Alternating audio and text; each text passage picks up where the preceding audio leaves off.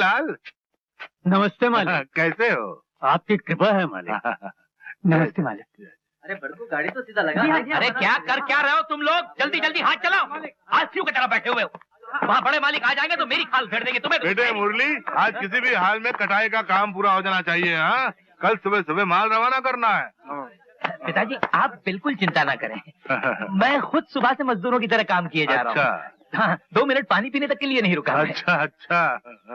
आप गोपाल को नहीं लाए? ये तुम्हारे होठ लाल क्यों है? पान खाया है क्या? पान नहीं तो पिताजी, जब से आपने मना किया है तब से पान होठों को तक नहीं लगाया। वो क्या है कि मेरे मसोड़ों में दर्द है ना, तो वैजी से पाउडर ले आया था, उसे रगड़ने से ये सुर्खी आ जाती है। हाँ तो मैं कह रहा था आप गोपाल को नहीं लाए। जाओ अपना काम करो, जाओ। जी।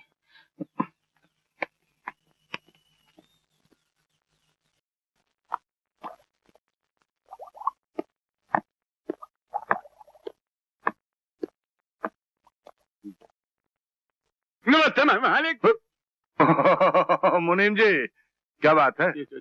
चोपड़ा लाया हूँ, जरा पिछले महीने का हिसाब देख लीजिए। रखो, देख लेंगे। कुछ पूछना हो तो बाद में बुला लीजिएगा। बुला लेंगे बुला लेंगे। अरे माँ, कहाँ जा रही हो? मोहल्ले के बच्चों के साथ लंगड़ी खेलने। हाँ? तो फिर लंगड़ी खेलने के लिए इस पोटली की क्या जरूरत है? चुप, तेरे बाबू का खाना लेकर जा रही हूँ। तू अब खाना लेके जाएगी? बाप रे, पिताजी तो भूख के मारे कांवरे बावरे हो रहे होंगे, और तू है कि चींटी की चाल चल के जा रही हो। मैं अकेली क्या क्या करूँ? तुझे तो लंगड़ी खेलने से फुर्सत मिले तब ना। ना ना ना ना ना ना, मैं अब बिल्कुल खाली हूँ माँ। मैं बिजली की तरह जाऊंगी और आंधी की तरह आऊंगी। ला मुझे दे। अरे सुन तो।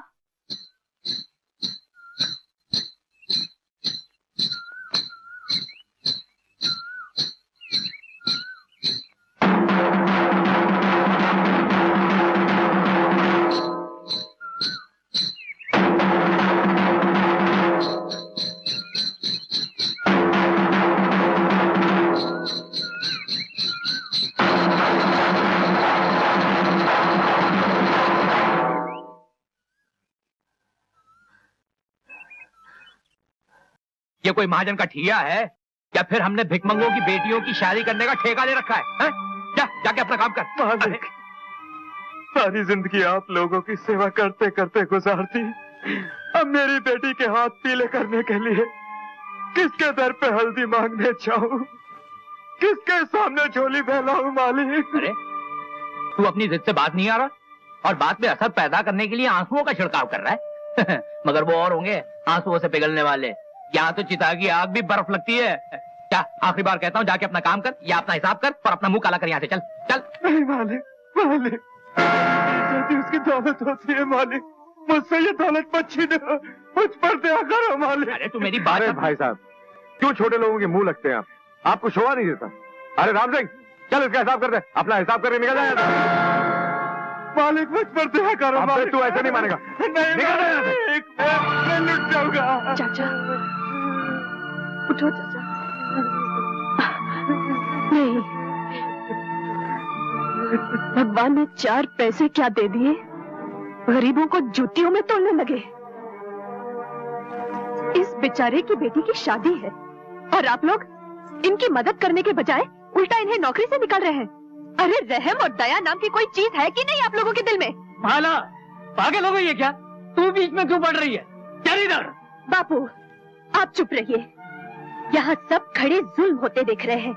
किसी के मुंह में जबान भी नहीं कि जुल्म का जवाब दे सके। माला, जब मैं कह रहा हूँ तो बीच में मत बोल। क्यों चुप रहूं बापू? क्या शंकर चाचा हम लोगों के कुछ नहीं लगते? क्या आप सब लोग मजदूरों की बिरादरी नहीं है? माला, भगवान के वास्ते तू। अरे भगवान का वास्ता मुझे क्यों दे रहे हो? भगवान का वास्ता दो इनको, जो बेसहारा लोगों को अन्याय की लाठी से हाँकते रहते हैं। क्या बात है बेटी?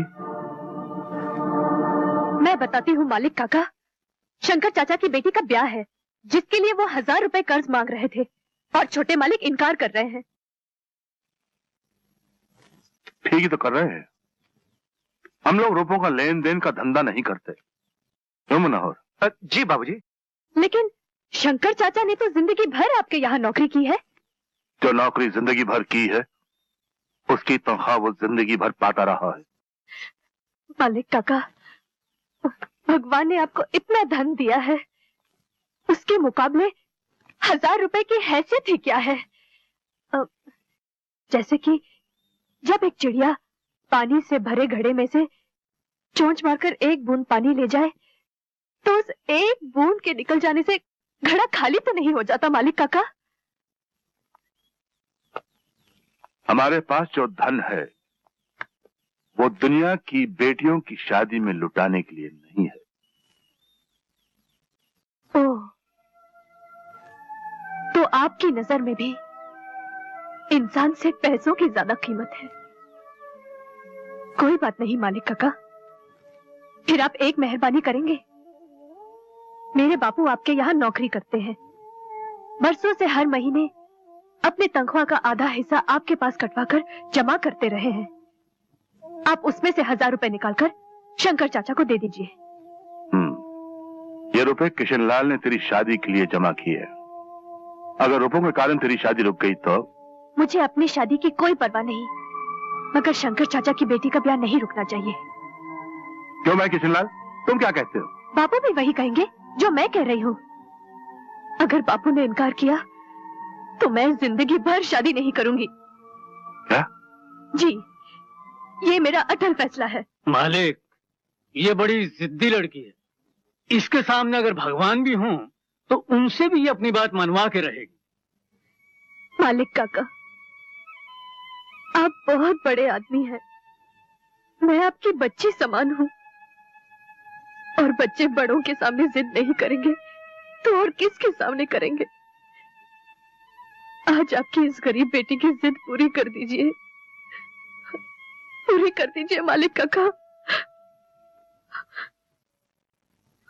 किशनलाल, मैं कहा करता था ना कि भगवान ने तेरे घर में हीरे को जन्म दिया है रे।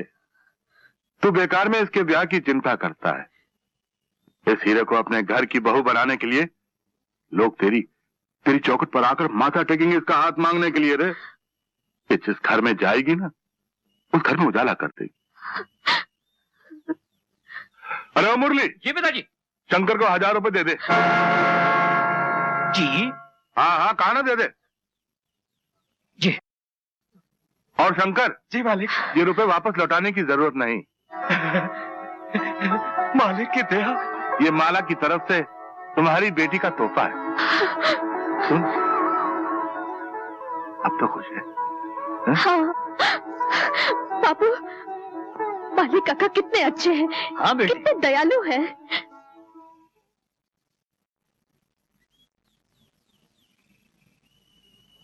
मालिक, मालिक, ये क्या अनर्थ किया आपने? मुझ गरीब को 30 साल की वफादारी का ये सिला दिया।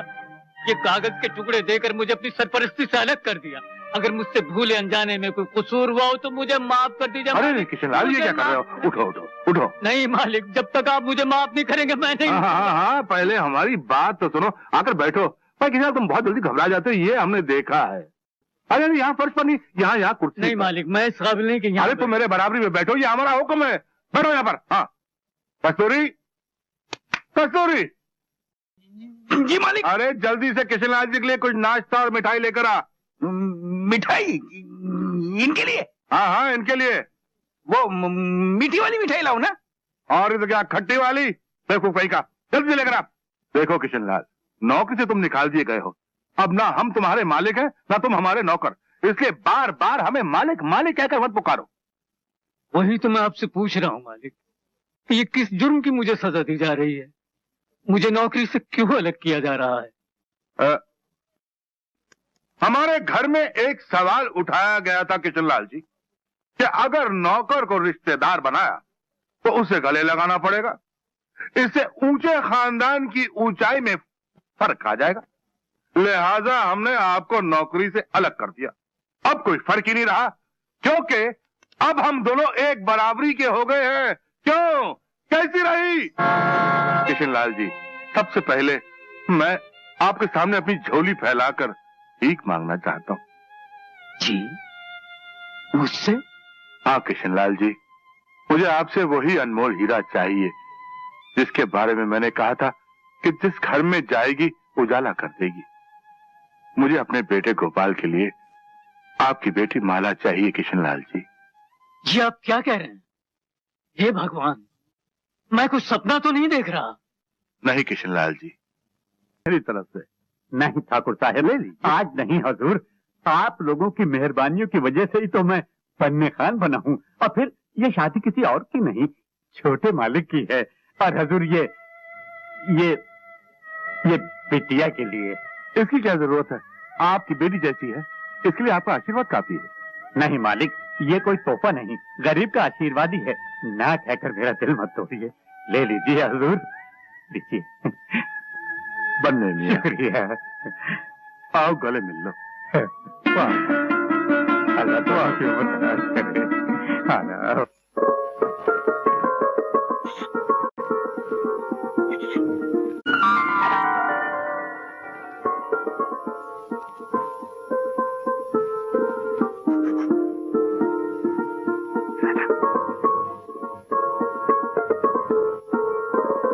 बहू, जा, रात बहुत हो गई है, जाके सो जा।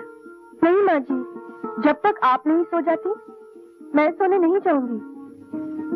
मेरी माँ ने कहा था पहले सब कुछ सुनाना फिर खुद जाके सोना, इसलिए पहले आप सो जाइए। अच्छा बाबा, तू समझ ले कि मैं सो गई।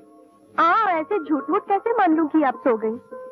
जब आप सचमुच सो जाएंगी मैं चली जाऊंगी।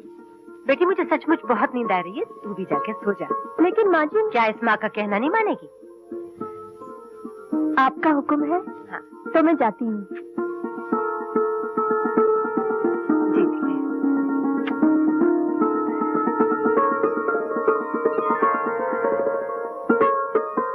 अरे छोड़। अच्छा भाभी, अरे सुन तो।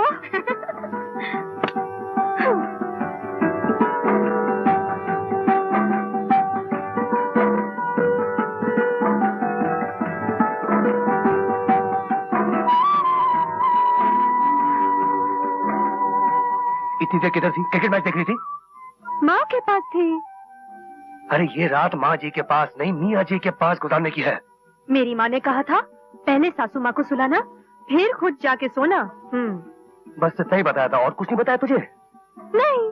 नहीं? अरे ये नहीं बताया कि जाते ही अपने पति के सीने से लग जाना है? अरे यार, आज हमारी सुहाग रात है। हाँ। तो? अब तो का तो इस दुनिया में कोई जवाब नहीं। सुहाग रात वो होती है जो पति पत्नी के जीवन में सिर्फ एक बार आती है, समझी कि नहीं? लंगड़ी खेलना मालूम है? रस्सी कूदना मालूम है? हाँ। नाचना गाना मालूम है? हाँ। लेकिन सुहाग रात क्या होती है ये नहीं मालूम हो। ढपले की पगली, आज की रात पति पत्नी का मिलन होता है, एक दूसरे से मिलकर एक हो जाते हैं। वो कैसे? वो कैसे? वो ऐसे। फिर वही हरकत। 50 बार मैंने कहा तुमसे ऐसी हरकत मत किया करो। अरे बाबा, मैं तुम्हें बता रहा था कि पति पत्नी एक दूसरे से मिलकर एक कैसे होते हैं। तो फिर मुंह से बताओ ना, हाथ लगाने की क्या जरूरत है? अरे कैसी खामड़ लड़की है ये। अरे मुंह से बताने की बात नहीं है ये। अच्छा, हाँ। तो फिर कैसे बताने की बात है? ऐसे चिपक के फिर वही, जाओ, मुझे नहीं मिलकर एक होना। तुम्हारे बाबा का राज है, ऐसे कैसे एक नहीं होना? इतना पैसा खर्चा किया, ढोल ताशा बजाया, हजारों लोगों को खाना खिलाया, सिर्फ एक होने के लिए, और तुम इनकार कर रही हो? वाह जी वाह, कोई जबरदस्ती है क्या? हाँ हाँ, जबरदस्ती है, क्यों, बिल्कुल क्यों, जबरदस्ती क्यों? है। वो इसलिए कि मैं तुम्हारा पति हूँ। तो कर लो जबरदस्ती, मैं भी जोर जोर से चिल्लाऊंगी, सारा घर यहाँ इकट्ठा कर लूंगी। हाँ। चिल्लाओ, जोर जोर से चिल्लाओ, जोर जोर से चिल्लाओ, क्योंकि यहाँ कोई नहीं आने वाला तुम्हारी मदद के लिए, क्योंकि आज की रात तुम्हारी आवाज सुनकर कोई नहीं आएगा, क्योंकि आज हमारी रात है। देखो मैं सचमुच चिल्ला दूंगी। देखो मैं कह देती हूँ। चुप चुप करती है, चुप। मैं तो मजाक कर रहा था। अच्छा जा, छोड़ दिया, जा सो जा, लगो कभी नहीं होगा तेरे पास। कटी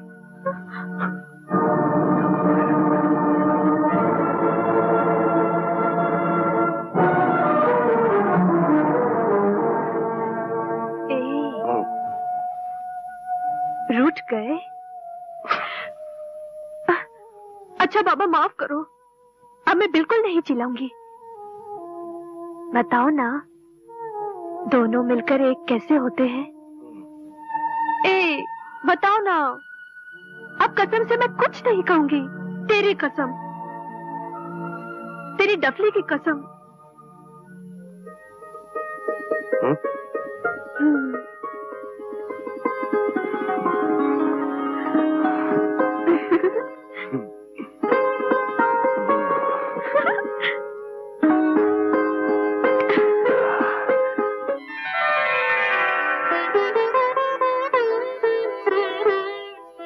जेठ जी।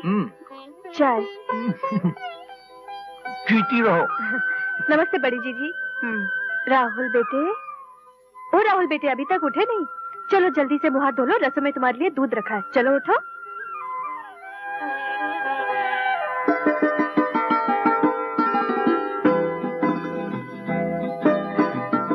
छोटे जेठ जी नमस्ते। खुश रहो। पर मैं चाय नहीं कॉफी पीता हूँ। ये कॉफी ही है। तुम्हें कैसे